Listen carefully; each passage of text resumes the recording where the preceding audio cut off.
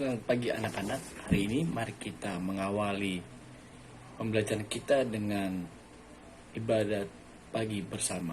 Kita bertanda kemenangan Kristus dalam nama Bapa dan Putra dan Roh Kudus. Amin. Ya Tuhan, terima kasih atas pagi yang cerah ini. Kami boleh mengawali kegiatan pada pagi hari dengan hati yang menyenangkan. Sebentar kami akan mendengarkan sebagian dari firman-Mu. Berkatilah kami agar kami dapat mendengarkan dan melaksanakan apa yang Kau pesankan dalam Injil-Mu pada hari ini. Demi Kristus Tuhan dan pengantara kami. Amin. Bacaan Injil hari ini diambil dari Injil Markus bab 6 ayat 14 sampai 29. Inilah Injil Tuhan kita Yesus Kristus menurut Markus. Dimuliakanlah nama Tuhan. Pada waktu itu, Raja Herodes mendengar tentang Yesus, sebab namanya sudah terkenal dan orang mengatakan, Yohanes Pembaptis sudah bangkit dari antara orang mati, dan itulah sebabnya kuasa-kuasa itu bekerja di dalam dia. Yang lain mengatakan, dia itu Elia. Yang lain lagi mengatakan, dia itu seorang nabi sama seperti nabi-nabi yang dahulu.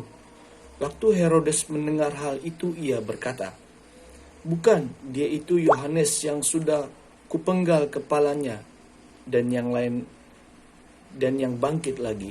Sebab memang Herodeslah yang menyuruh orang menangkap Yohanes dan membelenggunya di penjara berhubung dengan peristiwa Herodes, istri Filipus saudaranya, karena Herodes telah mengambilnya sebagai istri.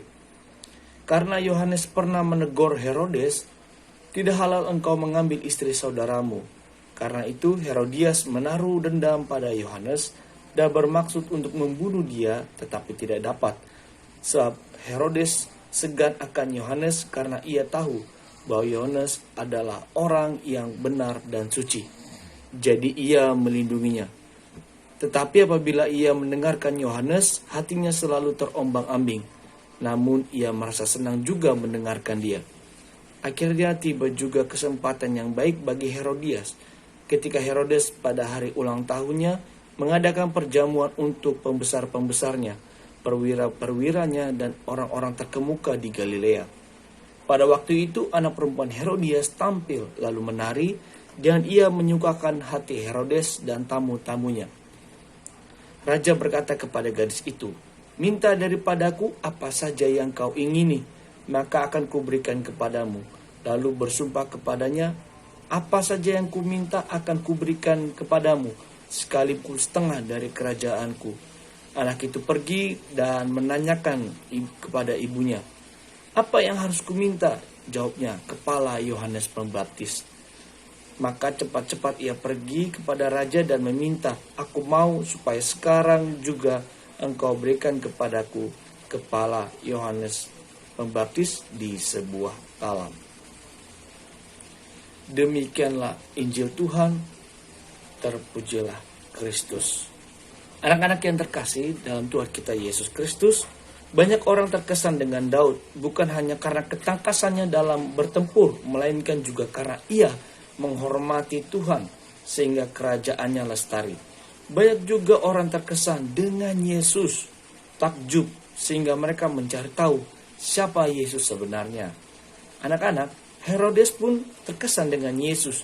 Ia melihat Yesus sebagai Yohanes yang sudah ia penggal kepalanya dan kini bangkit lagi, bukan sebagai Mesias, Putra Allah, sebagaimana diartikulasikan oleh Petrus dan diimani oleh semua pengikut Kristus.